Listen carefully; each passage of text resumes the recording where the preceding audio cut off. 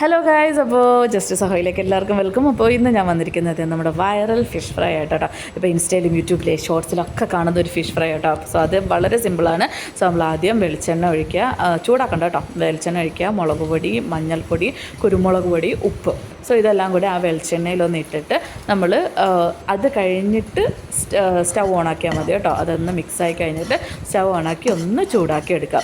So നമ്മൾ just ഒന്ന് കുറച്ച് നേരം ഒന്ന് വഴട്ടുക. നല്ല മഴയുണ്ട് കൈസിന് പുറത്ത്, അപ്പോഴത്തേക്ക് അടുത്ത് മീൻ പൊരിച്ചതും കൂടെ ഉണ്ടെങ്കിൽ സംഭവം കളറായിരിക്കുമല്ലോ. അപ്പം നോർമൽ പൊരിക്കുന്നതിലും ഇത് ഇങ്ങനെയൊക്കെ എന്തെങ്കിലുമൊക്കെ ചെയ്യുന്നതല്ലേ അല്ലേ. സോ നമ്മൾ നേരത്തെ ചതച്ച് വെച്ച ചെറിയ ഉള്ളി, വെളുത്തുള്ളി, ഇഞ്ചി, സോ ഇതും കൂടെ ഇതിനകത്തോട്ട് ആഡ് ചെയ്തു. സോ ഒരു നെല്ലിക്ക വലുപ്പത്തിലുള്ളൊരു പുളിയെടുത്ത് അതും ജസ്റ്റ് അതിൻ്റെ ലിക്വിഡ് എടുത്ത് അത് നമ്മൾ അതിനകത്തോട്ട് ഒഴിച്ച് ഇനിയും ഒന്നും കൂടെ എല്ലാം കൂടി ഒന്ന് യോജിപ്പിച്ചെടുക്കുക. അപ്പോൾ ഇടയ്ക്ക് ഉപ്പ് നോക്കുക.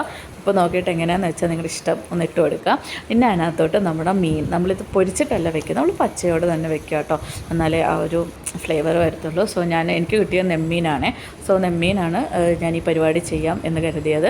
സോ എന്നിട്ട് നമ്മൾ ബാക്കി എടുക്കുന്ന ആ ഒരു ഗ്രേവിയൊക്കെ ഉണ്ടല്ലോ, അത് അതിൻ്റെ മേളിലൊക്കെ ഇട്ട് പൊത്തുക ഇങ്ങനെ. എന്നിട്ട് ലോ ഫ്ലെയിമിൽ വെച്ചിട്ട് ഇത് നന്നായിട്ട് എന്താ പറയുക മൊരിയിച്ചെടുക്കുക. മൊരിക്കോ വേവിക്കോ എങ്ങനെയാണെന്ന് വെച്ചാൽ നമുക്ക് പറയാം.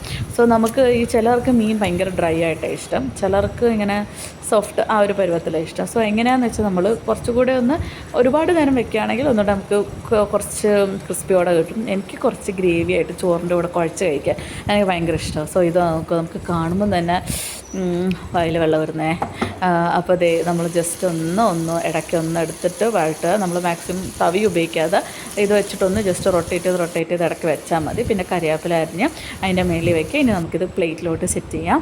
സോ പ്ലേറ്റിൽ വെച്ച് അതിൻ്റെ മേളിൽ ബാക്കി ഗ്രേവി എല്ലാം കൂടി ഫില്ല് ചെയ്ത് പിന്നെ നമ്മുടെ കുറച്ച് അലങ്കോല പണികൾ, സവോള, തക്കാളി എല്ലാം കൂടെ ഇട്ട് സംഭവം എന്താ കളറായിട്ടില്ലേ.